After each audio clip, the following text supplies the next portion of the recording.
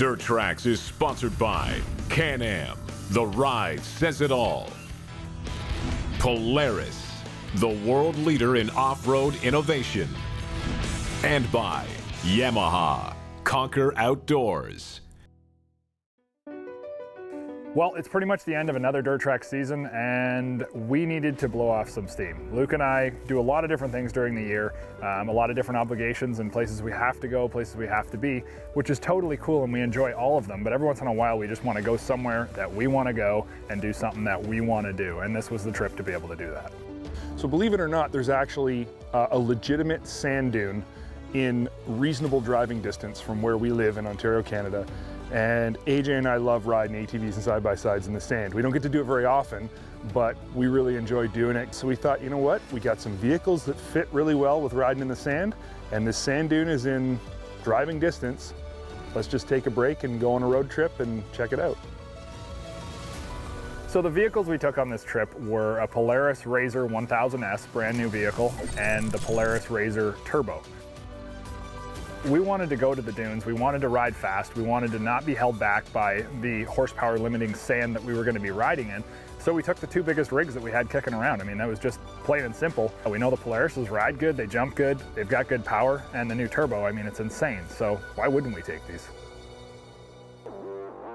So when you first show up at the dunes, everybody wants to hold it wide open and just go crazy, because that's what you do when you're in the dunes and you just got there. And that's precisely what we did.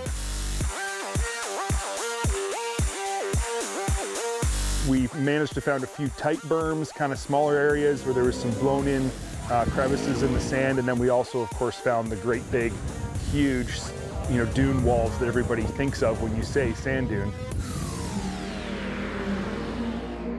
It's really fun to just hold the vehicles wide open, climb these big sand walls and bank off the top and throw sand up over the top, or just transition between different obstacles back and forth kind of in a flowy motion. It's something you can't do anywhere but in a sand dune, and it's something that once you do it, you're going to want to go back and do it again.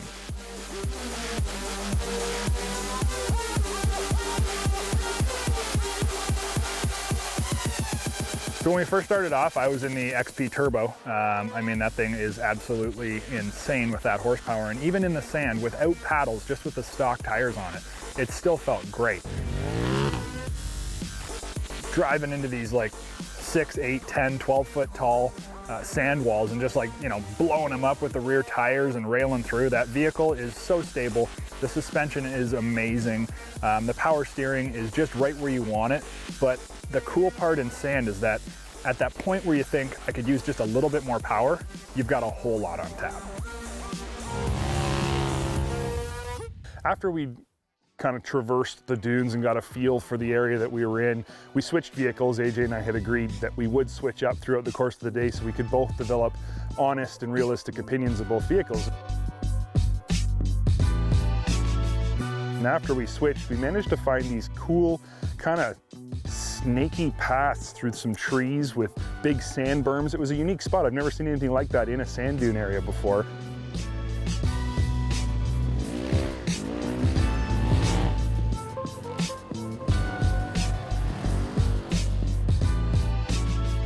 In this tight twisty stuff, the 1000S, honestly, I actually think it handled better than the 1000 Turbo. It was so easy to flick around corners, so easy to rail. And it was awesome to play follow the leader, chasing each other in these tight kind of bermed corners.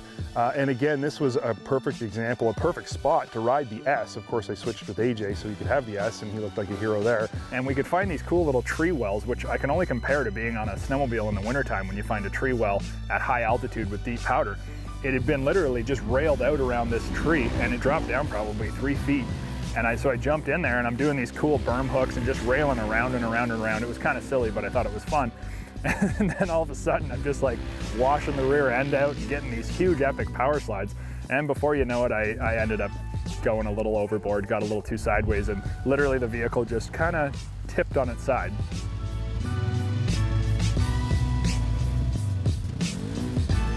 After a couple hours of just ripping around in the sand, literally just ripping around it wide open in the sand, we decided it was time for a snack break. If you ever find yourself on the trail, in the dunes, or anywhere that the Dirt Trax crew is around and it's lunchtime, you are going to be significantly disappointed because camera lunches are usually beef jerky, Nature Valley granola bars, and bottles of water, and there's always licorice and nibs.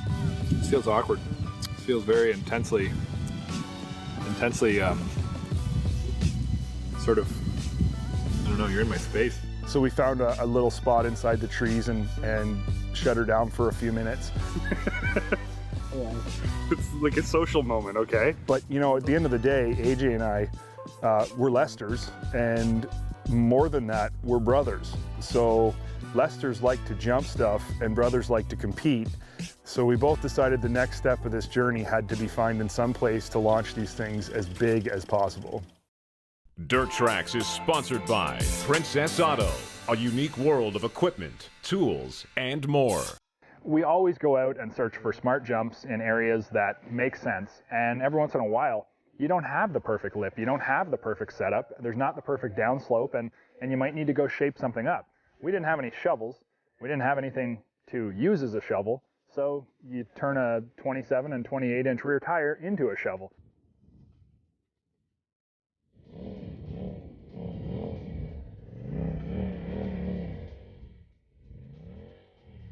So we kind of got this jump shaped up, and Luke was hitting it, then I was hitting it, then Luke was hitting it, then I was hitting it. Then we realized the 1000S, maybe not the right vehicle to be doing this with.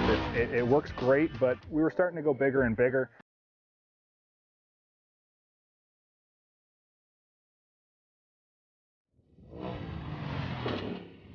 There's no question when you're jumping side by sides, there's no replacement for travel, especially when you're trying to go as big as possible and you're trying to push the limits of how far you can jump. And that became very obvious to AJ and I very quickly while we were jumping the RZR S1000 and the XP Turbo. Oh, he made the downside. You know, the Turbo has got like 18 inches of suspension travel, enormous shocks with excellent anti-bottoming characteristics. It has a full trailing arm rear suspension. It's designed to hit big jumps at high speeds. That's what it's built for.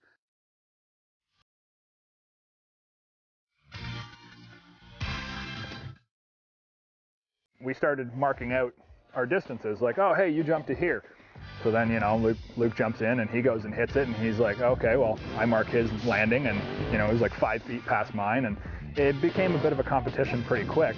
And I think I sealed the deal on the competition at the end, and went a little further overall. That was cool, but it was definitely the limitations if we weren't going to turn the preload up on those shocks.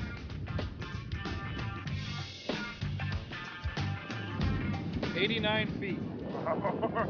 That's a pretty straight line. Now that depends on whether my foot, you know what, I bet my foot's at least 12 inches long. AJ and I just have a lot of fun following each other around because we both know each other's driving abilities and driving styles to the point where I can follow AJ right on his bumper and I know exactly what he's going to do, and he can follow me right on my bumper and he knows what I'm going to do. So we can ride together faster than most people can ride alone.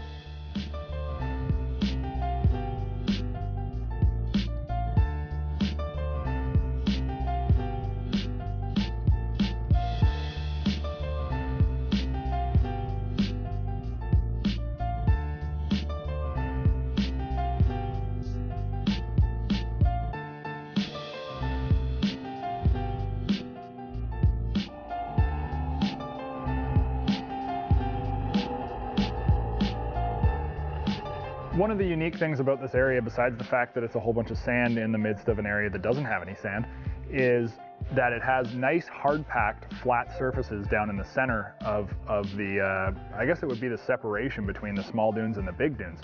And there's a bunch of water down there. So I looked at the water and I thought, hey, if I can get a real high-speed run up to this, maybe I can skip one of these things. So I'm in the 1000S, not the Turbo, and I went at a couple of puddles, and I think we actually got the thing to skip. It was kind of cool. It was pretty unique.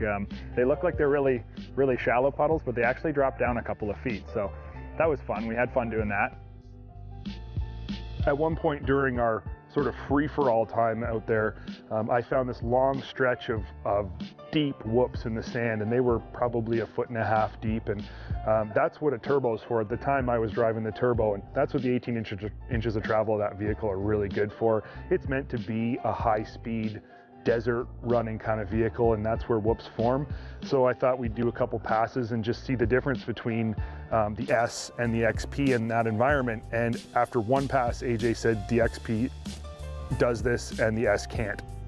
I went into it at about 65 miles an hour, and I was on the brakes pretty quick because it started swapping the rear end and it just wasn't as confident.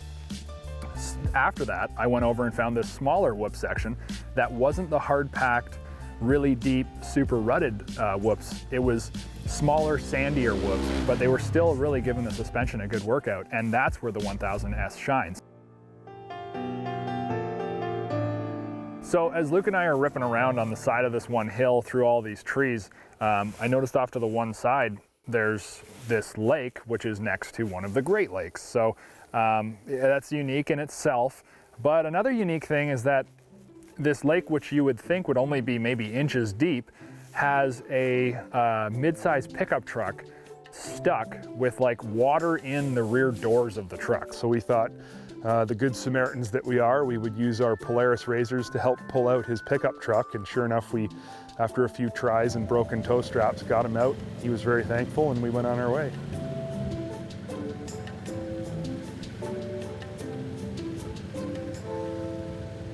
Riding in the dunes is exciting.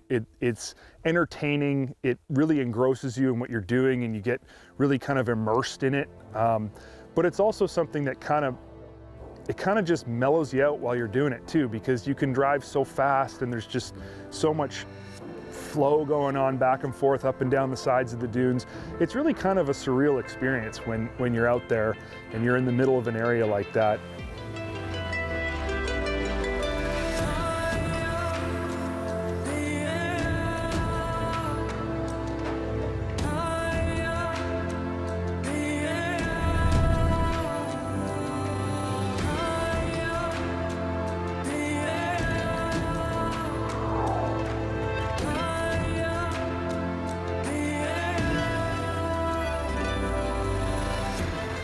While it's still work, I mean, it's a lot of play. And that was what this trip was to us. It was being able to get out and just kind of say, all right, we're here for a story, but this is a fun story. This is one where there's, you know, it's just go out, shred it, tear it up, you know, ride these vehicles, ride the wheels off of them, see what they can do, enjoy this unique spot, and have fun as brothers, as business partners, you know, as dirt Trax guys.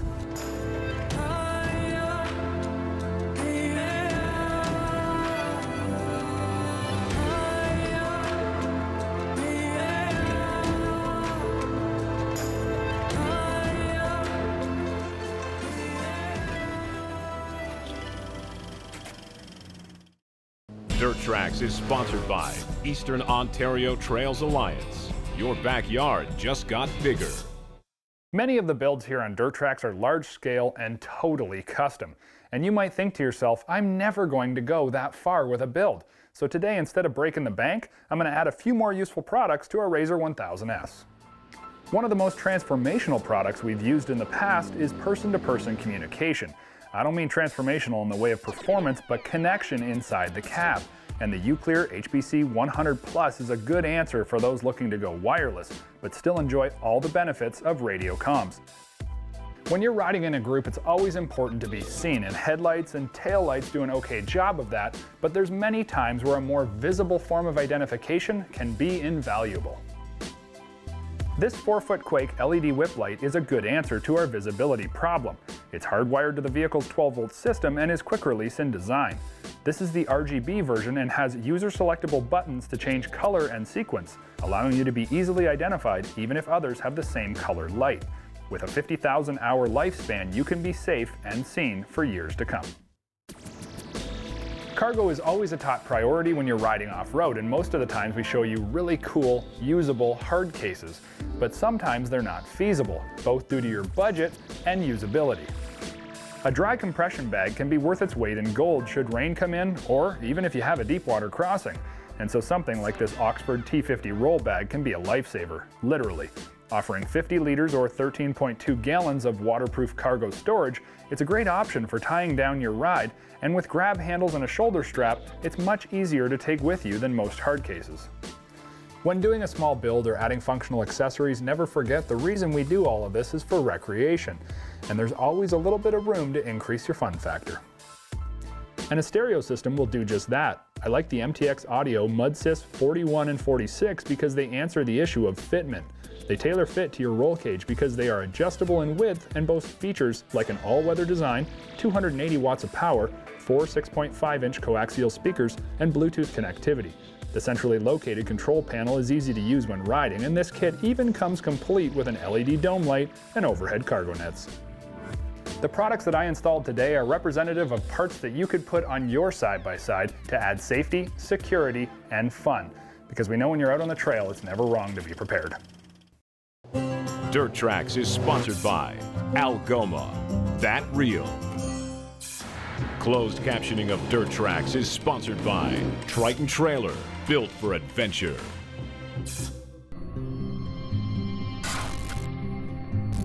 It's excessive.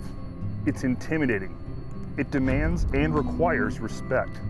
It's more powerful, more capable, and more impressive. It can outclimb, outpull, and straight up outrun anything else in its path. It's confidence-inspiring, but also terrifying. It's louder and faster than ever before. Can-Am's Maverick is responsible for the all-out horsepower war that's raging in the sport side-by-side industry right now. Their original 100 horsepower 1000cc Maverick set the benchmark for what a sport side-by-side should be. Then they set the bench on fire with the addition of the industry's first factory-installed intercooled turbo.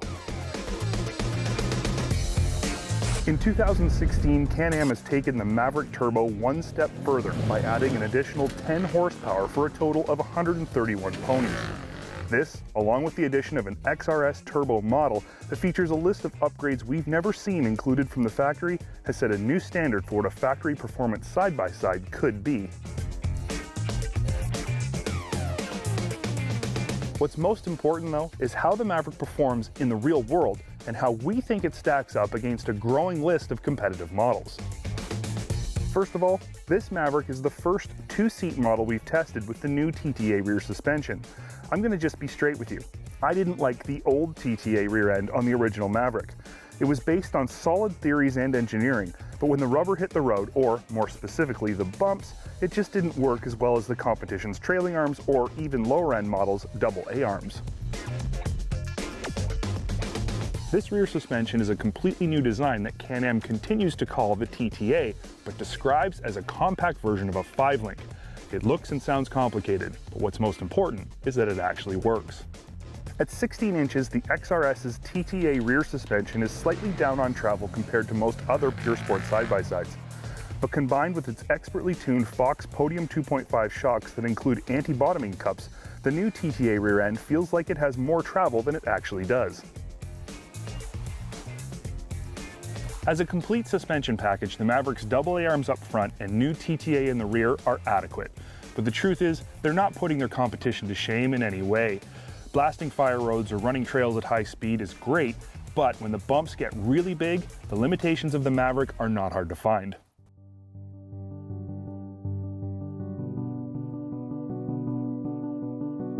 And this is compounded by one thing we've never been really crazy about when it comes to the Maverick, and something that we'd still like to see changed today: the seating position. The Maverick's interior was borrowed from the more utility-minded Commander model, which is comfortable but not designed for ultra-aggressive riding. What's often referred to as cart-style seating that's found in most of the competition's pure sport models is far superior to the more upright seating position the Maverick shares with the Commander. If Can-Am wanted to do one thing to improve all Maverick models, it would be redesign the interior with more aggressive riding in mind. With that said, there's no question Can-Am has got things dialed on the performance end. Their 1000cc V-twin was good on its own, and it was even better with a turbo at 121 horsepower.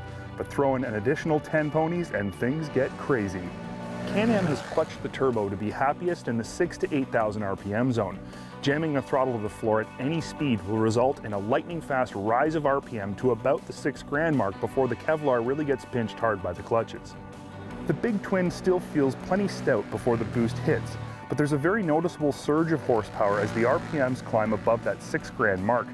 That extra thrust on its own would be enough to get the hairs on the back of your neck to stand up, but throw in the throaty snarl gurgling out of the XRS's factory-installed set of stainless Yoshimura exhaust cans, and you can't help but hold it wide open as often as space will allow. For 2016, Can-Am has included a number of factory-installed upgrades on their highest-end XRS model.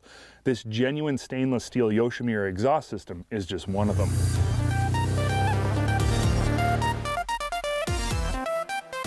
A new set of even more trick beadlock wheels look amazing. Standard front and rear bumpers provide protection but also give a tough appearance. And a set of factory-installed wide webbing padded 4-point harnesses are, almost unbelievably, an industry first. My time with the 2016 Maverick XRS Turbo has convinced me of a few things. First, a 131 horsepower V-twin turbocharged engine in a side-by-side might just be the most fun you can have with your clothes on. Second, this is the best Maverick Can-Am has ever built, hands down. And third, while it is true this is the best Maverick ever, it's still just a few ergonomic and suspension refinements away from knocking the class leader off its throne.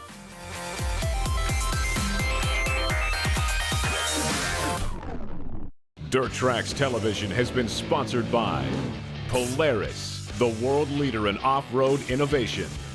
Can-Am, the ride says it all. And by Arctic Cat. Share our passion.